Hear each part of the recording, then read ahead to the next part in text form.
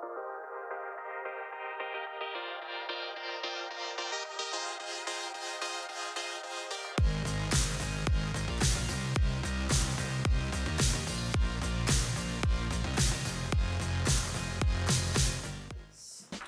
my floral friends, my name's Maria. I'm the head florist here at Amaranté London, and today I'm going to be showing you how to tie this gorgeous dried flower arrangement inspired by all the natural colours and textures that you can see during this time of year. Don't forget to subscribe, follow us on Instagram and keep watching to see how I created this look.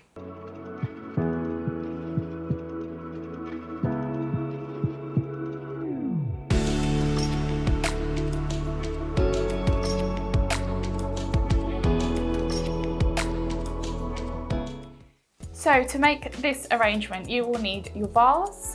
I'm using one that is between 20 and 25 centimetres.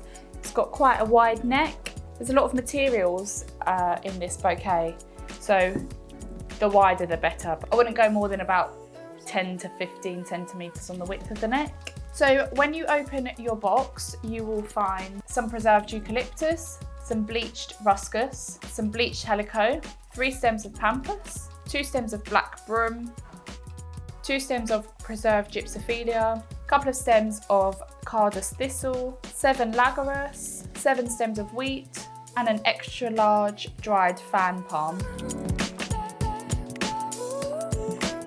So for this arrangement, I am going to be cutting my stems while I go, rather than cutting them before I start, because this just means that you can tailor all your stems to exactly how your bouquet is turning out. So the best way to start is to lay out all of your items in the order that you're going to use them.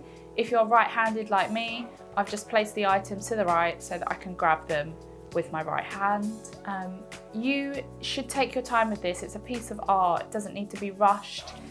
Each arrangement is going to look different because we're using natural products, so everything that you use will look slightly different to what I have here in front of me. So the best way to start a vase arrangement is with your foliage. This will create a base for you to work on, and it also creates the outline of the shape that you'll be going for.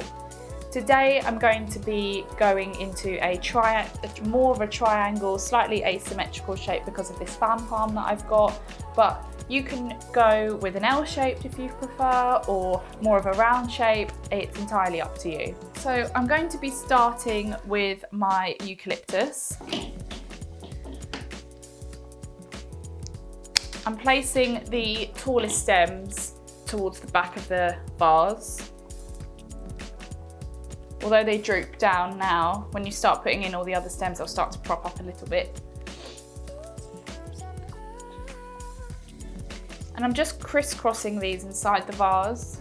This will create a web, or like a net, for all of your flowers to lock into each other. This eucalyptus still smells amazing because it's preserved in natural products and not dried out. So it still has that really nice scent that everyone loves. Next up, I'm going in with my bleached ruscus and helico. This will start to add colour to your arrangement and will just create a bit of volume and lift it a little bit.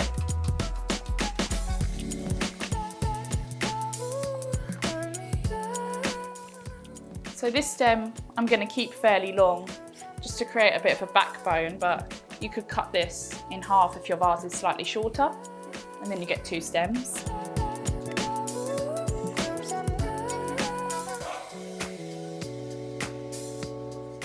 This is where I'm starting to create the back of the arrangement.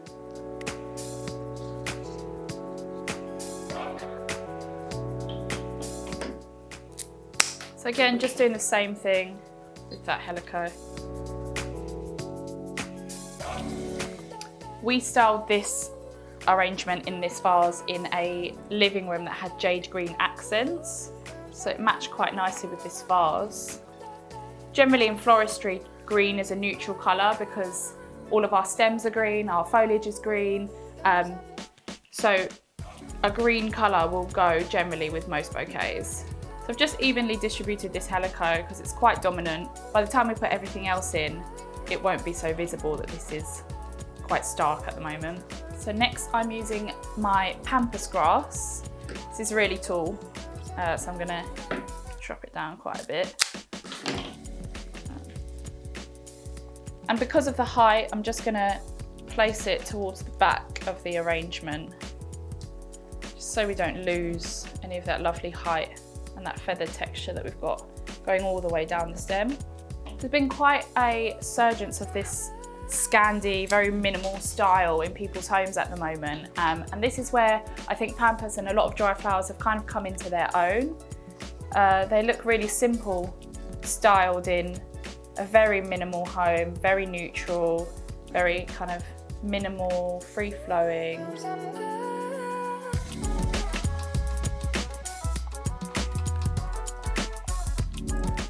So the inspiration for this bouquet was seasonality and what's currently available, what's being harvested. So I'm kind of making this design loosely based on what we'd call vegetative in the floristry world. So what this means is that you are arranging your flowers in a similar way to the way that they grow in nature. So I've got the pampas at the top here, and I'll be using the wheat slightly lower. This isn't exactly strict, but we have taken inspiration from this vegetative idea. So next up, I'm going to be using my filler flowers. These will create a bit more volume and a lot more space for you to start weaving in your smaller items. So I'm going in with this taller stem of Gypsophilia first. I'm going to use it towards the back of the arrangement as well. Just find a gap for it, slip in roughly where you want it. I'm not the biggest fan of Gypsophilia in its fresh form, but I just think it looks so whimsical, so nice, so delicate when it's dried out. I think it has a completely different look to it.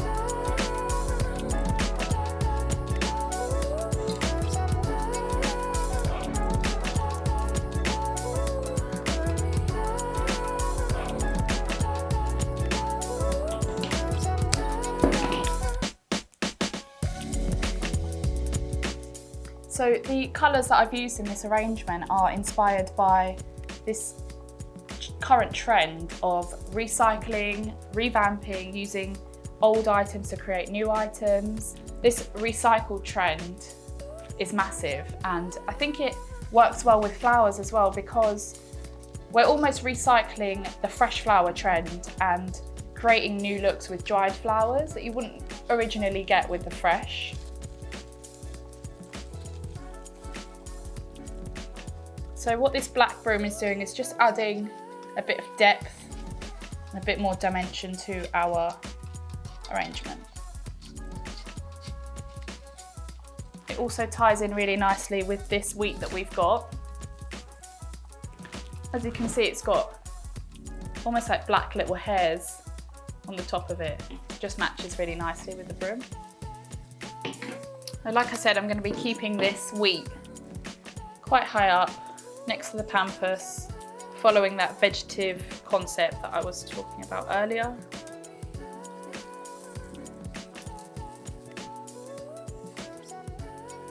Doesn't matter if your stems kind of slip down.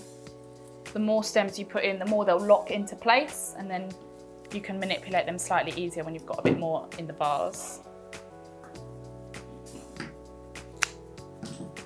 I'm actually putting these in the arrangement in twos or threes,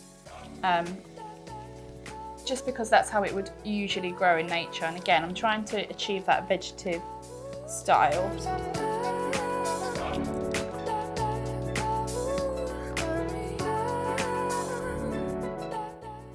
This broom is great because it holds up. It's got so many different little shoots on it, it holds up anything else we're trying to place in the vase.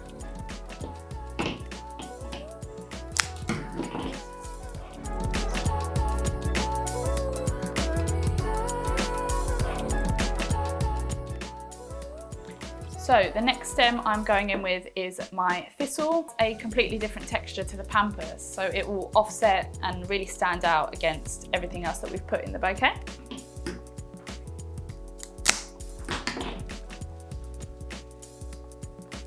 I'm just moving the other stems, just gently separating them so that this sits nicely in the middle.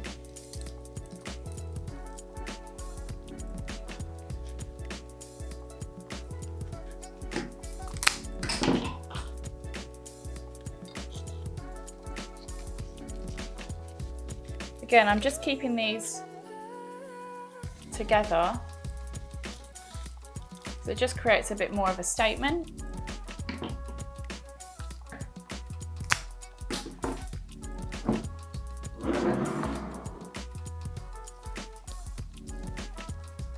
You can turn your arrangement around at home just so you get an even view of it all. Just want to achieve balance ultimately. I'm just looking where the black colour is distributed, and we probably need a little bit more up top here. So these stems probably aren't quite long enough, but because you've created that net, it means that they'll sit a bit higher. So finally I'm going in with my lagarus.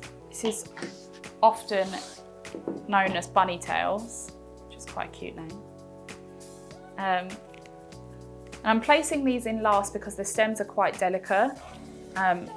They could easily get crushed in between all the foliages and other filler flowers that you've placed in. So if you save them for the end, they'll just weave in really nicely. We'll just slip in and add that final bit of texture and just lift the bouquet slightly a bit more. Similarly to the wheat, I'm just clumping this in groups.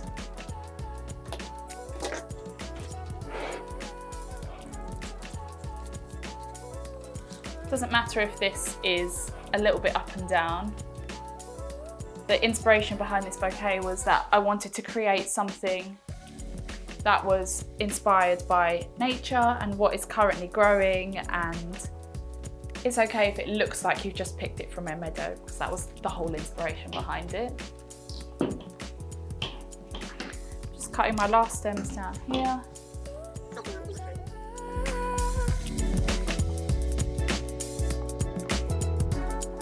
Finally, I'm going to place my dried large fan palm just to the side of this pampas grass in the back. What this is going to do is create a lot more space in the back of your bouquet, make it appear much larger than it actually is.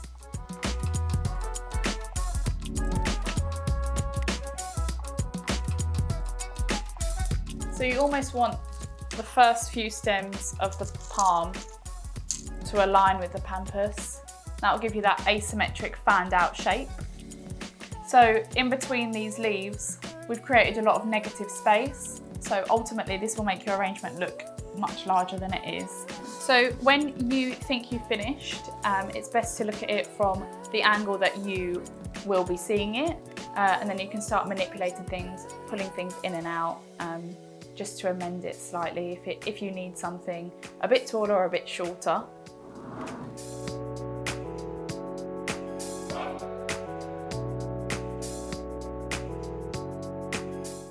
So this is my finished look for today. Your bouquet might look slightly different because we're all using natural dried products, which can sometimes look slightly different to each other, but that's the beauty of them. Don't forget, these flowers will last you up to 3 years, so they're an amazing alternative to fresh flowers, way more sustainable. To try your hand at any other of our dried flower arrangements, or to buy your loved one a gift that will last longer than fresh flowers, click the link below to shop now.